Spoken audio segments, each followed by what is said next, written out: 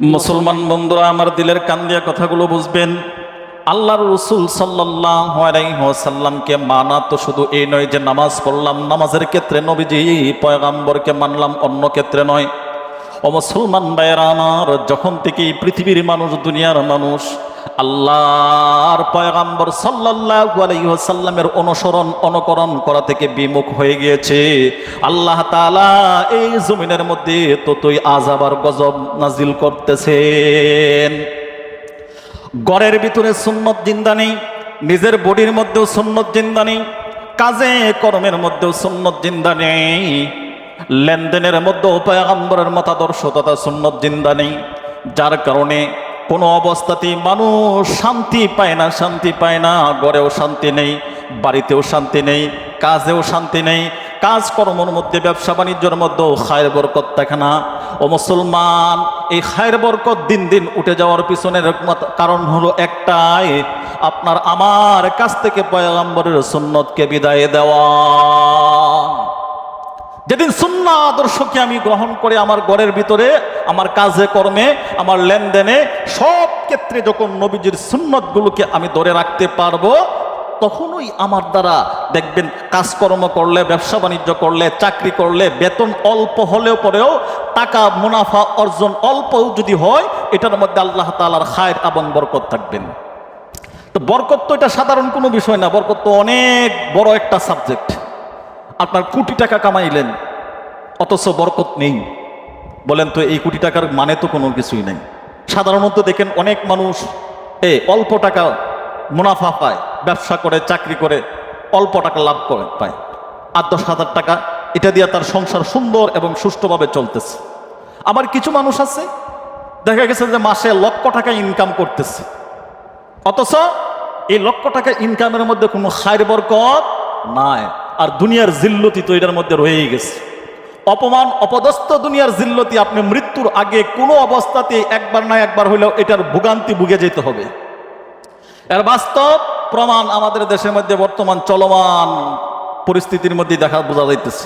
হারাম পথে লক্ষ লক্ষ কোটি কোটি টাকা আত্মসাৎ করে বাড়ি গাড়ি ইমারত অনেক কিছু করছে, অথচ দুনিয়াতেই জিল্লতির কোনো শেষ নাই, অপমান অপদস্থর কোনো শেষ নাই।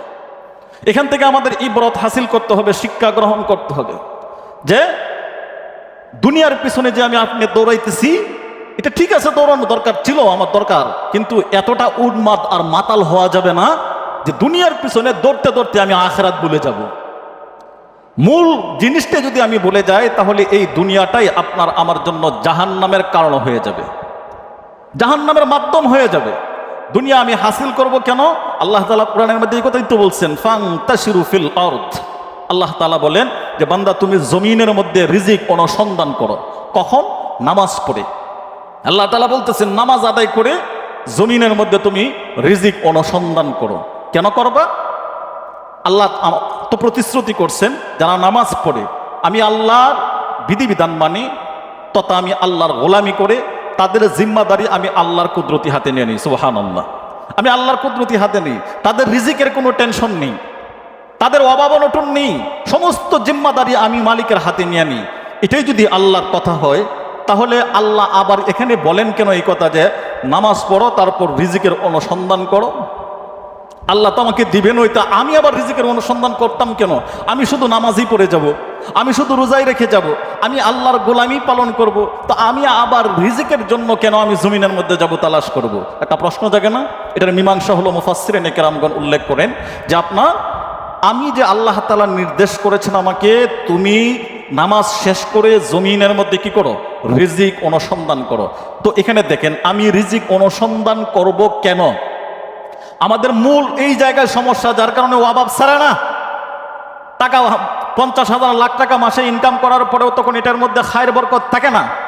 মূল কারণ হইল আমাদের নিয়তের মধ্যে গলদ, নিয়তের মধ্যে ভুল। দেখেন একটা চিন্তা করি আমি, আপনার গলদ যে নিয়তের মধ্যে ভুল যে না আমাদের, এটা শুধু আপনাকে আমি ধরাইয়ে দিই। দেখেন, আমরা যখন কোনো ব্যবসা বাণিজ্য করি অথবা কোনো চাকরি করি, তখন আমাদের উদ্দেশ্য থাকে এটা যে আমি এই চাকরির মাধ্যমে ভালো একটু ডেভেলপমেন্ট হব, একটু সুখে শান্তিতে চলতে পারবো, এরকম চিন্তাধারা থাকে। যে আমার ছেলেটাকে যদি MA মাস্টার ডিগ্রি পাস করায়, সরকারি কোনো একটি চাকরি যদি পায়, তাহলে এই চাকরির মাধ্যমে আমার সংসারটা একটু ভালো চলবে, একটু উন্নতি হবে, এই চিন্তা থিওরি নিয়ে আমরা করি। এই জন্য এটার মধ্যে বরকত থাকে না। আর যদি এমনটা হতো, নিয়তটা শুধু খালি এমনটা হতো, আল্লাহ তাআলা আমাকে আদেশ করেছেন, আল্লাহ তাআলা আমাকে আদেশ করেছেন নামাজ পড়ার পরে জমিনের মধ্যে রিজিক অনুসন্ধান করার জন্য, আমি রিজিকের পিছনে দৌড়াইতেছি না। আল্লাহ তাআলা অন্য আয়াতে কারিমের মধ্যে বলেন কি, যে রিজিক যেটা, এটা তুমি চাইলে যে পাইবা তাও না, আর না চাইলে যে পাইবা না বিষয়টা তাও না, এটা আমি আল্লাহ যাকে ইচ্ছে হবে তাকে দান করব, যাকে ইচ্ছে হবে না তাকে দেব না। তাহলে এখানে চিন্তা করেন, আমি তাহলে রিজিকের পিছনে কেন দৌড়াইবো একটা কারণেই মাত্র, আর তা হলো এই যে আল্লাহ তাআলা আমাকে আদেশ করছেন। বলেন, আল্লাহ তাআলা আমাকে কি করছেন? আদেশ করছেন, এই বান্দা তুমি নামাজ পড়ো, তারপর রিজিক অনুসন্ধান করো। আমি রিজিকের পিছনে অনুসন্ধান করতেছি রিজিক পায়া ইমারত গড়ার জন্য নয়, দালান কোঠা করার জন্য নয়, বিল্ডিং করার জন্য নয়, বরং করতেছি কেন, আল্লাহর যেমন একটা হুকুম রয়েছিল বান্দা নামাজ পড়ো, আল্লাহর দ্বিতীয় হুকুম হইল রিজিক অনুসন্ধান করো। যেমনভাবে প্রথম হুকুম আল্লাহর নামাজ পড়ার হুকুমটাকে আমি পালন করেছি, ঠিক তেমনিভাবে আল্লাহর হুকুম ছিল রিজিক অনুসন্ধান করা। এবার আমি রিজিক অনুসন্ধান করব ইমারত আর দালান কোঠা তৈরি করার জন্য নয়, নামাজকে যেভাবে আল্লাহর হুকুম হিসেবে পালন করেছি, রিজিকটাও অনুসন্ধান করব আল্লাহর হুকুম পালন করার জন্য। বলেন সুবহানাল্লাহ। এইভাবে দেখেন তো সমাজের কয়জন মানুষ পাইবেন যে রিজিক অনুসন্ধান করতেছে আল্লাহর হুকুম পালনের জন্য? কেউ তো এটা করে নাই, বরং সবাই তো আমরা এটাই করি, রিজিক অনুসন্ধান করতেছি নিজের ফ্যাট পুঁজি ভরার জন্য, রিজিক অনুসন্ধান করতেছি বাড়িতে দালান কোটায় ইমারত তৈরি করার জন্য। এইটা যখন আমি করব, তখন এটা দিয়া লক্ষ টাকা মাসে ইনকাম করলেও আল্লাহকে কসম করে বলতে পারি ওই লক্ষ টাকার মধ্যে খায়ের বরকত থাকতে পারে না, যতক্ষণ পর্যন্ত আপনার আমার নিয়ত সহি না করব। নিয়ত সহি হইল, আমি ধরেন আমি একটা চাকরি করতেছি অথবা একটা ব্যবসা বাণিজ্য করতেছি আমার দোকানপাটের মধ্যে, আমার নিয়তটা থাকতে হবে এমনটা যে আল্লাহ তুমি না আমাকে আদেশ করেছো, হুকুম করেছো আমি রিজিক অনুসন্ধান করার জন্য, তাহলে আমি ওই যে চাকরিটা করতেছি এটা আল্লাহ আমি ধনী হওয়ার জন্য নয়। খুব ভালো করে বুঝেন, এরকম বুজুর্গ আলেম সহ আপনি কয়জন পাইবেন তালাশ করে দেখেন, হিসাব মিলায়া। যার কারণেই তো আমাদের অভাবী বাঙালির অভাব ছাড়ে না, অভাব ছাড়ে না। সৌদিয়ানরা আজকে কোটি কোটি টাকা, মিলিয়ন মিলিয়ন টাকার মালিক কেন? তাদের নিয়ত সহি, নিয়ত সহি। তাদের দান্দা এরকম না যে আমি ঘর করব, দালান কোটা করব, বিল্ডিং করব ইত্যাদি, ব্যাংক ব্যালেন্স করব, এরকম চিন্তাধারা তাদের নাই। তাদের চিন্তা হইল কি, আমি রিজিকের পিছনে দৌড়াইতেছি, ঠিক আছে দৌড়াবো কেন, এটা আল্লাহর একটা হুকুম। আমি আপনিও যদি আজকে আল্লাহর হুকুম মনে করে রিজিকের পিছনে অনুসন্ধান করতে পারি, তখন দেখবেন একটা জিনিস আপনি খুব ভালো করে খেয়াল করিয়া, যে আমি যখন আল্লাহ সন্তুষ্টির জন্য রিজিকের পিছনে অনুসন্ধান করব, তখন বলেন তো ওই ব্যক্তির দ্বারা হারাম পথে রিজিক অনুসন্ধান করা কখনো সম্ভব হবে? হ্যাঁ, জুয়া খেলায়া শর্টকাটে বড় লোক, আমগো চিন্তাধারা হয়েছে তো কি যত শর্টকাটে, যেমন কিছু মানুষ আয়াকে হুজুর শর্টকাটে জান্নাতে যাওয়ার রাস্তা কইয়ে দেবেন, নামাজ পড়ে না এক ওয়াক্ত, আল্লাহর হুকুম আহকাম বিধিবিধানের দ্বারে কাছেও না, কিন্তু হুজুর বলবো হুজুর শর্টকাটে কুনা কুন্যা হাতাইরা বা কোনো একটা রাস্তা আছে কিনা, ইন্দা জান্নাতে যাইতেন। ভাই জান্নাতে যাওয়ার নামাজ ব্যতীত কোনো রাস্তা নাই, এক কথায় বুঝে, নামাজ ব্যতীত কোনো রাস্তা নাই। জান্নাতে যেতে হবে তো আগে নামাজের হিসাব দিতে হবে। আল্লাহ তাআলা, আল্লাহ রাসূল সাল্লাল্লাহু আলাইহি ওয়াসাল্লাম কি বলেন? আউয়ালু মা ইউহাসাবু বিহিল আবদু ইয়াউমাল কিয়ামাতিস সালাহ।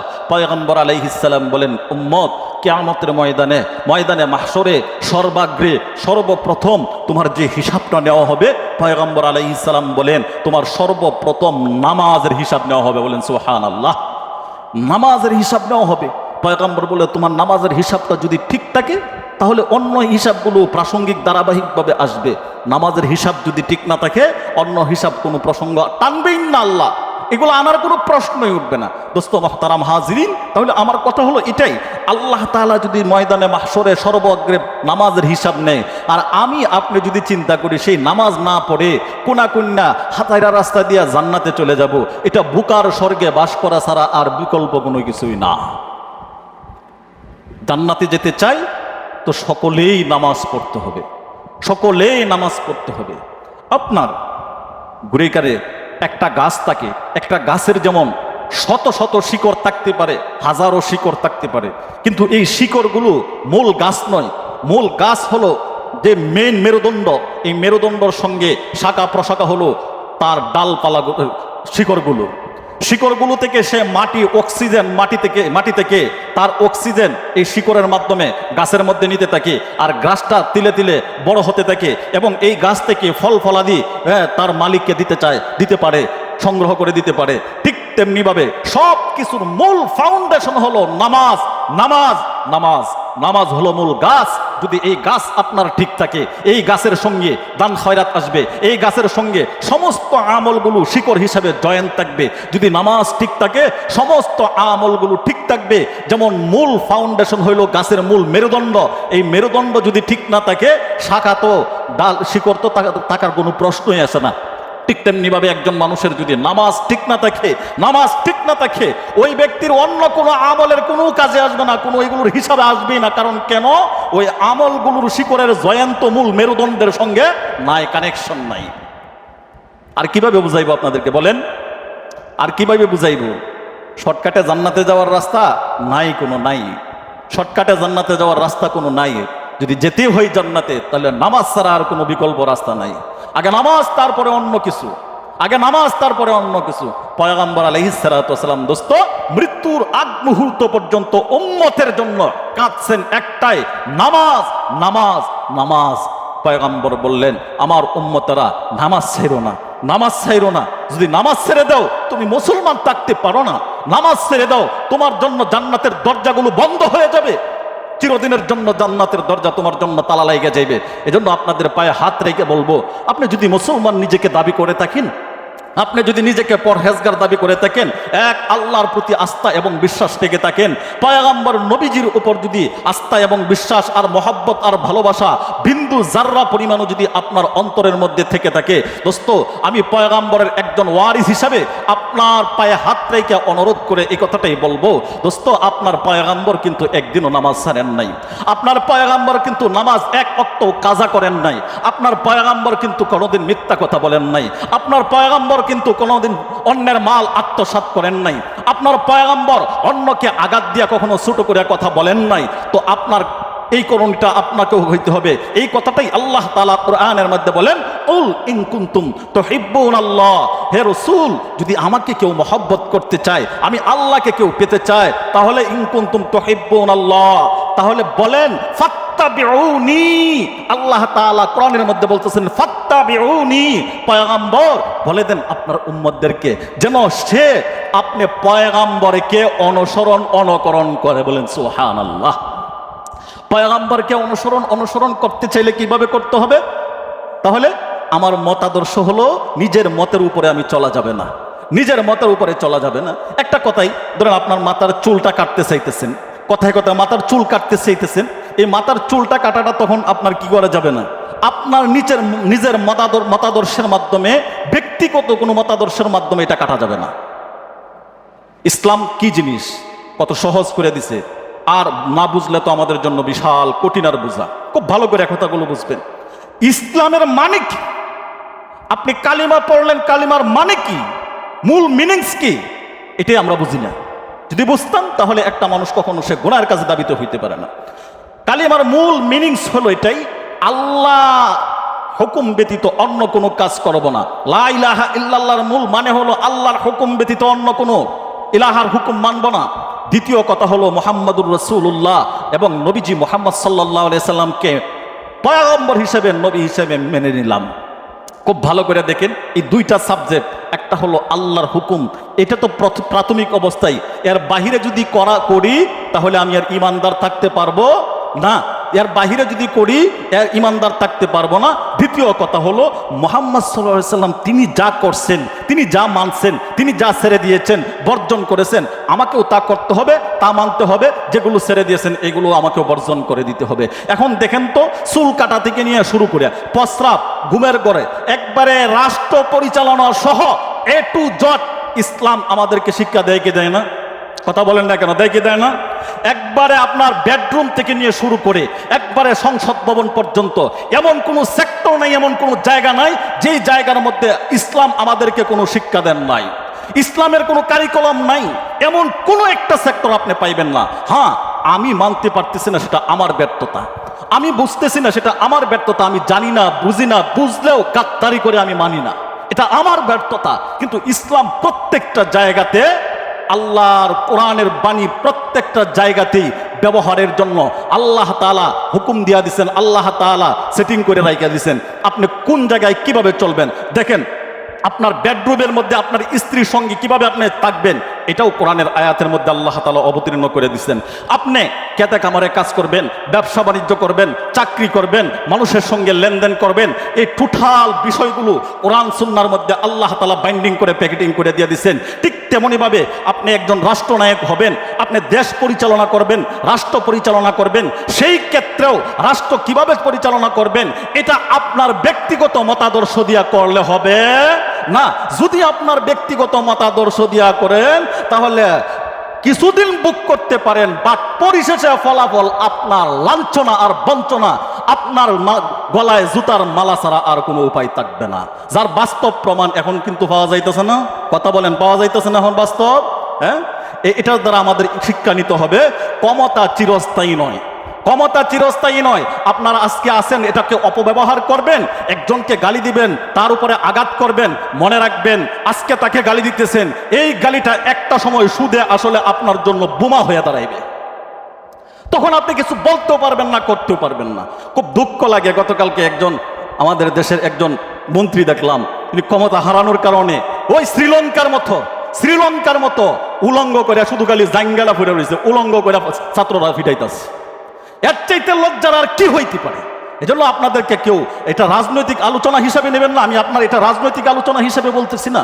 মূল কথা হলো এটাই যে আপনি ক্ষমতা পাইছেন তো দেখাইবেন, অপব্যবহার করবেন, এই অপব্যবহারটা আপনার জন্য একটা বম হয়ে থাকবে আগামী দিনে, সেটা আপনার জন্য লাঞ্ছনা আর বঞ্চনা ছাড়া আর কোনো কিছুই হবে না।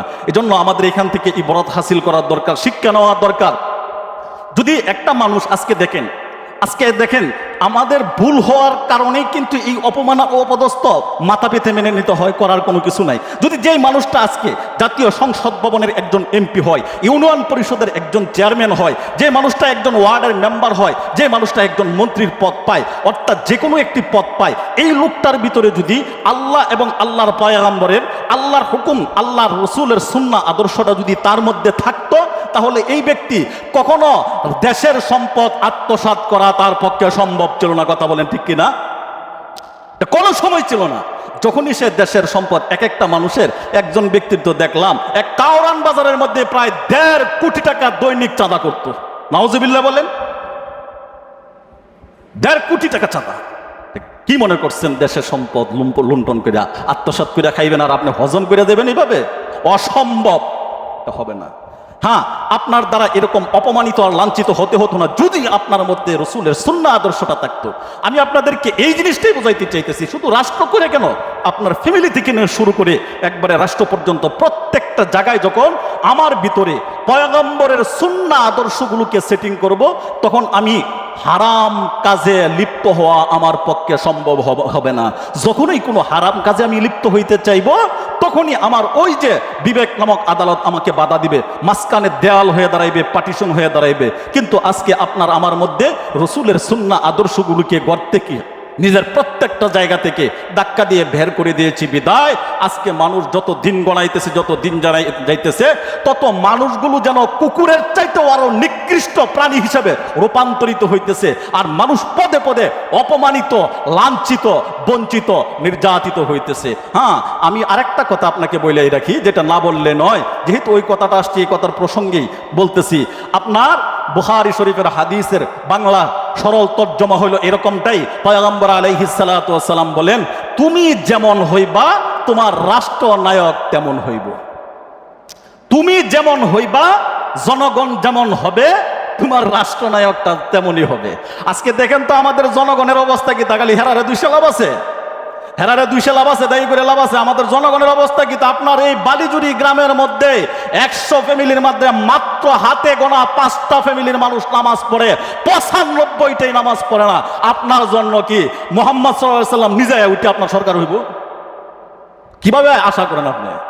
আপনার জন্য এটা যেন পাইছিলেন, এটা কপালাতান, এটা বেশি পাইছিলেন। আপনার এর চাইতে আরো জঘন্য ফেরাউন মার্কা একজন হওয়ার কথা ছিল, আপনি তো বালা পাইছেন। আমি শুধু নামাজ দিকটা বলতেছি, নামাজ বাদ দেন, নামাজ বাদ দেন, সামাজিক লেনদেন দেখেন। প্রত্যেকটা মানুষ, সমাজের কতগুলো মানুষ আজকে সুদের সঙ্গে জড়িত। কোথায় গেল? আপনি কালিমা পড়লেন, কালিমা পড়লেন লা ইলাহা ইল্লাল্লাহ, আল্লাহ ব্যতীত কোনো মাবুদ নয়, মুহাম্মাদুর রাসূলুল্লাহ, যা বলেন তিনি তাই মেনে নিব। মুহাম্মদ তো মিয়া কোনোদিন একদিনও সুদ কান নাই। তাহলে আপনার কালিমা কোনটা আর মুহাম্মাদের কালিমা কোনটা? এটাকে আপনার নির্ণয় করতে হবে। যেদিন এটা নির্ণয় করে বাহির করতে পারবেন, ওই দিন আপনি ইমানদার হইতে পারবেন, এর আগে নয়। মুহাম্মাদের কালিমায় কোনো সুদের খাতায় তার নাম নাই।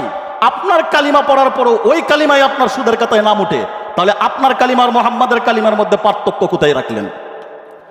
বেশ কমটা কোথায় রাখলেন? আপনি খুব তীক্ষ্ণভাবে এই কথাগুলোকে গভীরভাবে একটু পর্যবেক্ষণ করে চিন্তা ফিকির করে দেখেন তো, বালিশটার সঙ্গে কল্লাটা লাগাইয়া আমি কোন কালিমা পড়লাম। আমার কালিমা পড়ার পরেও, আজান পড়ার পরেও আমার কালিমায় আমাকে দোকান থেকে বাহির করে মসজিদে নিতে পারে না। অথচ সাহাবায়ে কেরামের কালিমা হলো আজান পড়ার আগেই তারা মসজিদে যায় হাজির হইতো। তা সাহাবায়ে কেরাম যেই কালিমা পড়েছে, এটা আর আমারটার মধ্যে ডিফারেন্স আর পার্থক্যটা রইল কোথায়? ওই যে একবার একটা কথা কিছুদিন আগে গত বছর, এক কালিমায় রুটি রুজি আর এক কালিমায় পেট পুজি। তো কালিমা একটাই দিয়ে কেউ করতেছে নিজের সব কিছু করতেছে, আর কেউ এক কালিমা পড়া উপবাস থেকে অনাহারে থেকে জিন্দিগি কাটাইতেছে, আখেরাত চায়, সে আখেরাত চাইতেছে। এই জন্য দোস্ত পায়ে হাতকে অনুরোধ করে বলবো যে আপনি আমি যেহেতু কালিমা পড়ছি, আল্লাহকে বিশ্বাস করি, মৃত্যুর পরজগৎকে বিশ্বাস করি, জান্নাত জাহান্নাম বিশ্বাস করি, আমি জান্নাতে যেতে চাই। আমি এখানে যদি আপনাকে বলি হাত তোলাই, এমন কোনো মানুষ বাহির হবে না যারা জান্নাতে যাইতেছে না। প্রত্যেকটা মানুষই তো আমরা জান্নাত কামনা করি, তাই না? জান্নাতে যেতে চাই, তাহলে আপনাদেরকে পায়ে হাত থেকে অনুরোধ করে বলবো, ভাই আপনার জীবনের শুরু থেকে, বেডরুম থেকে শুরু করে একেবারে রাষ্ট্র পর্যন্ত প্রত্যেকটা জায়গাতে আপনি মুহাম্মদ সাল্লাল্লাহু আলাইহি ওয়াসাল্লামের সুন্নাহ আদর্শগুলো আঁকড়ে ধরেন, তো দেখবেন আপনার এই জগতেও শান্তি থাকবে, পরজগতেও শান্তি থাকবে। আল্লাহ এই কথাটাই কোরআনের মধ্যে আমার আজকের তেলাওয়াতকৃত আয়াতের মধ্যে বলেছেন, কাদ আফলাহাল মুমিনুন কাদ আফলাহা মান যাক্কাহা। আল্লাহ বলেন, যারা আমি আমার পয়গম্বরকে মেনে নিয়েছে তারা দুনিয়াতেও সফল, আর যারা আমার পয়গম্বরকে মানতে পারে না তারা দুনিয়াতেও বিফল, আখিরাতেও ক্ষতিগ্রস্ত, বিনিময়ে ফলাফল হিসেবে পাইবে জাহান্নাম। যে কথাগুলো বললাম, আল্লাহ তাআলা আমাদের সকলকে এই কথাগুলো বুঝার এবং আমল করার মতন তৌফিক দান করুন। সকলে বলেন আমিন।